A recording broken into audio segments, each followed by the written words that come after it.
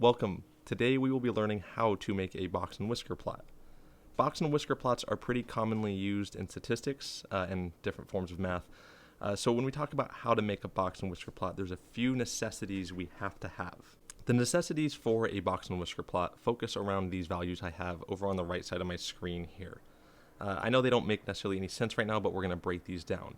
This first term here, MED, that's going to be our median. Now the median is going to be the middle number that is in my data set here. Now remember, the median is the middle when the terms are in order from least to greatest. So I'm going to have to reorder my terms here to find that median. My Q1 is going to be what's called my first quartile or my lower quartile or my quartile 1. And this is going to be the median that exists to my left of my median. And we'll break that down a little bit more in detail when we get to that.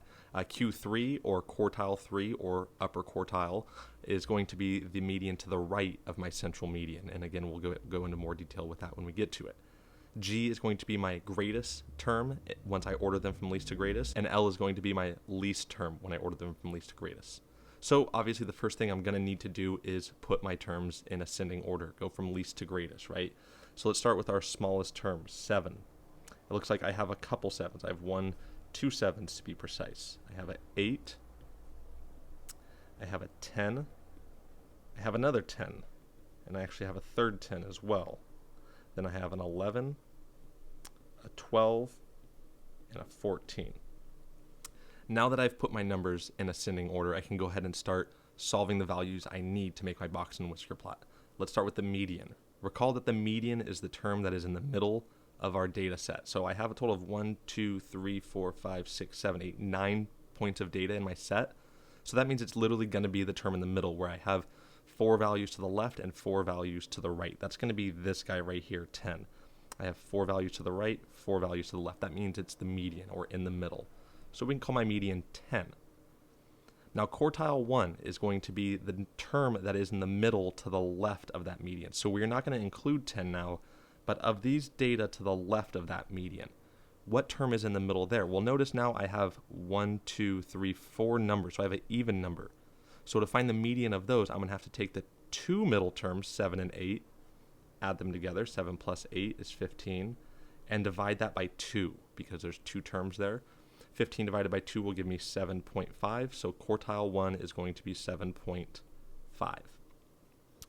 Quartile 3 is the right of the median, so now I'm going to go to the right of 10, and I'm going to say, okay, of these values, where is the middle term? Again, I have an even number of data, so I'm going to have to use the 2 middle terms, 11 and 12.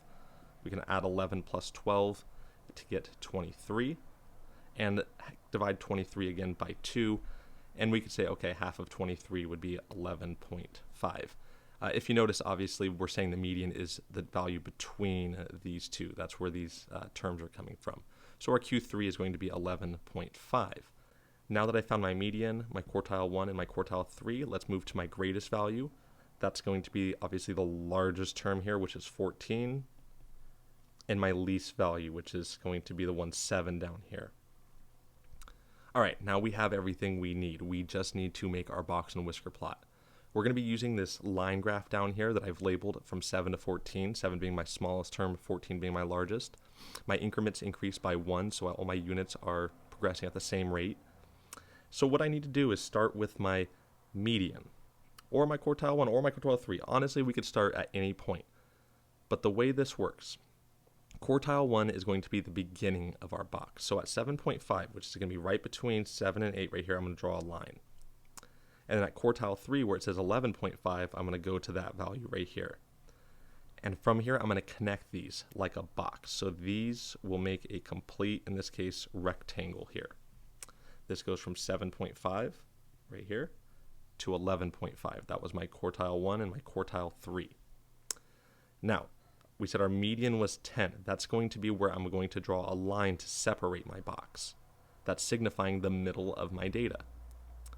The last 2 things I need to do is draw points where 14 and 7 are. So I'm going to put a point at 14, that representing my largest number in my data set, and a point at 7, representing my smallest number in my data set. And the last thing I have to do is connect my dots to my box to make what are known as my whiskers. And with this, we have a box and whisker plot. So breaking down what this represents, This is telling us the average grouping of data falls between these points, between the points of 7.5 and 11.5. Our middle number, or our median, we expect to be at 10, and we expect our data to extend to the points up to 14 and down to the lowest possibility of 7. And that is how we make a box and whisker plot.